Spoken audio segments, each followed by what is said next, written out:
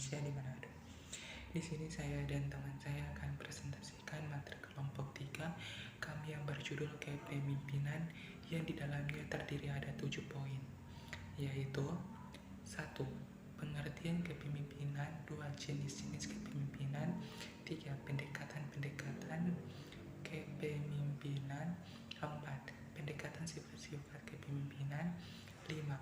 Pendekatan perilaku kepemimpinan, 6. Pendekatan situasional, 7. Karakteristik para pemimpin. Poin yang pertama, pengertian kepemimpinan. Kepemimpinan dalam kurung leadership telah didefinisikan dengan berbagai cara yang berbeda oleh berbagai orang yang berbeda pula. Menurut Stoner, kepemimpinan manajerial dapat didefinisikan sebagai suatu proses pengarahan dan pemberian pengaruh pada kegiatan-kegiatan dari sekelompok anggota yang saling berhubungan tugasnya. Kepemimpinan adalah bagian penting manajemen, tetapi tidak sama dengan manajemen. Kepemimpinan merupakan kemampuan yang dipunyai seseorang untuk mempengaruhi orang lain agar bekerja mencapai tujuan dan sasaran. Manajemen mencakup kepemimpinan, tetapi juga mencakup fungsi-fungsi lain seperti perencanaan, pengorganisasian, dan pengawasan. Poin yang kedua, jenis-jenis kepemimpinan. Kepemimpinan situasional. Kepemimpinan ini dipercayakan bahwa faktor yang paling utama untuk menentukan kepemimpinan adalah situasinya. Pemimpin maupun pengikutnya menyesuaikan diri dengan situasi kepemimpinan perilaku pribadi. Kepemimpinan ini dipenegakkan dalam jenis kepemimpinan itu sendiri. Personal, behavior leader adalah orang yang luwes menggunakan dalam setiap keadaan tindakan yang dianggap tepat, sambil selalu mengingat kemampuannya. Poin yang ketiga, pendekatan studi kepemimpinan. Penelitian dan teori kepemimpinan dapat diklasifikasikan sebagai pendekatan kesifatan, perilaku, dan situasional dalam studi tentang kepemimpinan. Pendekatan pertama memandang kepemimpinan sebagai suatu kombinasi sifat-sifat yang tampak. Pendekatan kedua bermaksud mengidentifikasikan perilaku pribadi yang berhubungan dengan kepemimpinan efektif. Kedua pendekatan ini mempunyai anggapan bahwa seorang individu yang memiliki sifat-sifat tertentu tahu memperagakan perilaku tertentu akan muncul sebagai kepemimpinan dalam situasi kelompok apapun di mana dia berada.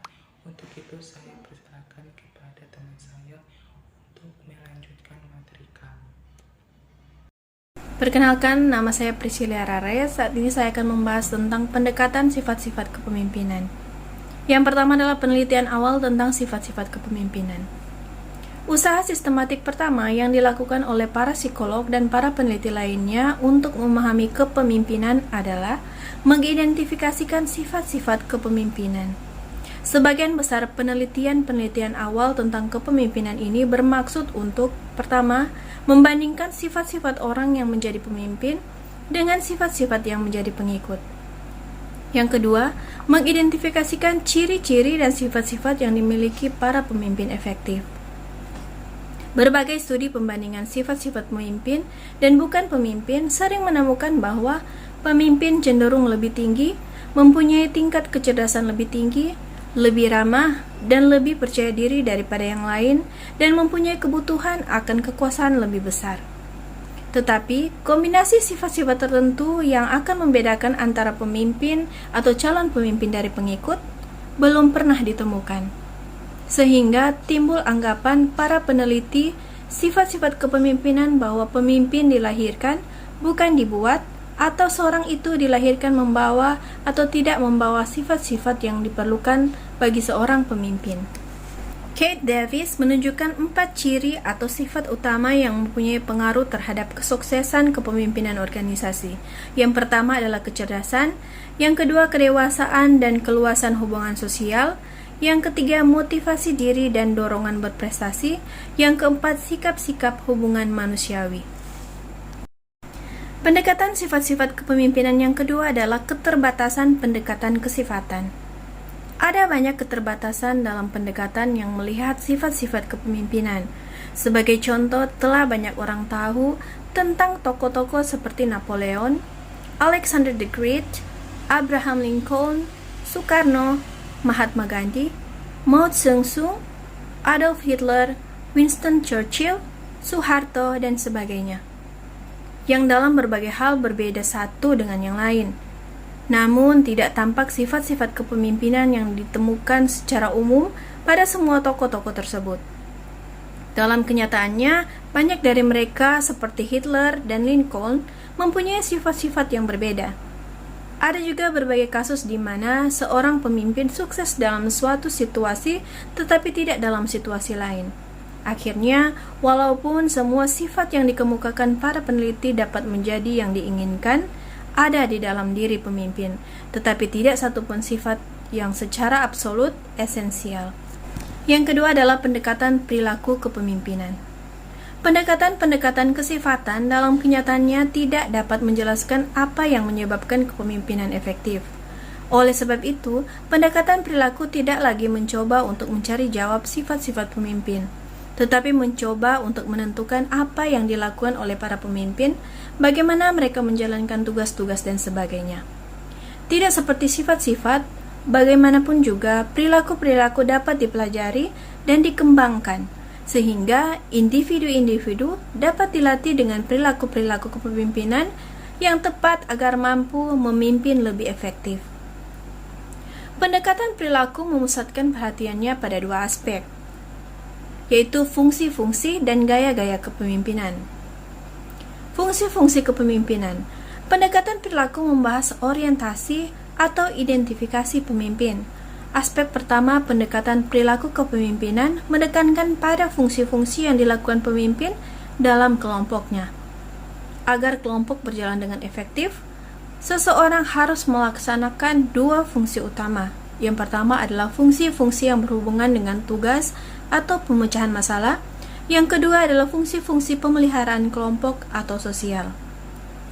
Fungsi pertama menyangkut pemberian saran penyelesaian, informasi, dan pendapat.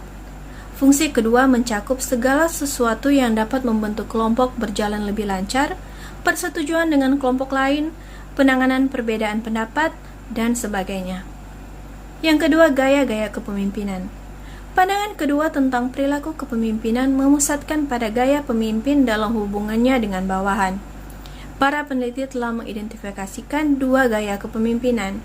Yang pertama adalah gaya dengan orientasi tugas, yaitu mengarahkan dan mengawasi bawahan secara tertutup untuk menjamin bahwa tugas dilaksanakan sesuai yang diinginkannya. Manajer dengan gaya kepemimpinan ini lebih memperhatikan pelaksanaan pekerjaan daripada pengembangan dan pertumbuhan karyawan. Kedua, gaya dengan orientasi karyawan, yaitu mencoba untuk lebih memotivasi bawahan dibanding mengawasi mereka. Mereka mendorong para anggota kelompok untuk melaksanakan tugas-tugas dengan memberikan kesempatan bawahan untuk berpartisipasi dalam pembuatan keputusan, menciptakan suasana persahabatan, serta hubungan-hubungan saling mempercayai dan menghormati dengan para anggota kelompok. Pendidikan situasional. Pendekatan kesifatan dan perilaku belum sepenuhnya dapat menjelaskan kepemimpinan. Di samping itu, sebagian besar penelitian masa kini menyimpulkan bahwa tidak ada satupun gaya kepemimpinan yang tepat bagi setiap manajer di bawah seluruh kondisi. Pendekatan situasional atau kontingensi menggambarkan bahwa gaya digunakan adalah pada faktor-faktor seperti situasi, karyawan, tugas organisasi, dan variabel-variabel lingkungan lainnya. Teori-teori situasional yang terkenal dan akan dibahas adalah Yang pertama, rangkaian kesatuan kepemimpinan dari Tannebaum dan Schmidt.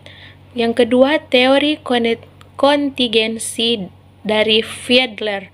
Dan yang ketiga, teori siklus kehidupan dari Hersey dan Blackhart. Faktor-faktor yang mempengaruhi perilaku kepemimpinan seperti ditunjukkan teori-teori di muka ada berbagai faktor yang mempengaruhi situasi kepemimpinan. Mary Parker Follett yang mengembangkan hukum situasi mengatakan bahwa ada 3 variabel kritis yang mempengaruhi gaya pemimpin, yaitu 1. Pemimpin, 2. Pengikut atau bawahan, dan 3. Situasi. Teori kontingensi dan Fiedler. Suatu teori kepemimpinan yang kompleks dan menarik adalah contingency model of leadership of Stevens dari Fritz Fiedler. Pada dasarnya teori ini menyatakan bahwa teori siklus kehidupan dari Hersey dan Blackhart. Satu lagi teori kepemimpinan penting yang mempergunakan pendekatan kontingensi adalah teori siklus kehidupan dari Paul Hersey dan Kenneth Blackhart. Seperti Fiedler, Hersey mempergunakan pendekatan situasional dengan satu perbedaan pokok. Mereka menekankan bahwa penggunaan gaya adaptif oleh pemimpin tergantung pada diagnose yang mereka buat terhadap situasi. Konsep dasar teori siklus kehidupan adalah bahwa strategi dan perilaku pemimpin harus situasional dan terutama didasarkan pada kedewasaan atau ketidakdewasaan para pengikut. Definisi-definisi berikut akan membantu untuk memahami teori. Kedewasaan adalah kapasitas atau kemampuan individu atau kelompok untuk menetapkan tujuan tinggi, tetapi dapat dicapai keinginan dan kemampuan mereka untuk mengambil tanggung jawab. Perilaku tugas adalah tingkat di mana pemimpin cenderung untuk mengorganisasikan dan menentukan peranan-peranan para pengikut, menjelaskan setiap kegiatan yang dilaksanakan, kapan, di mana, dan bagaimana tugas-tugas diselesaikan.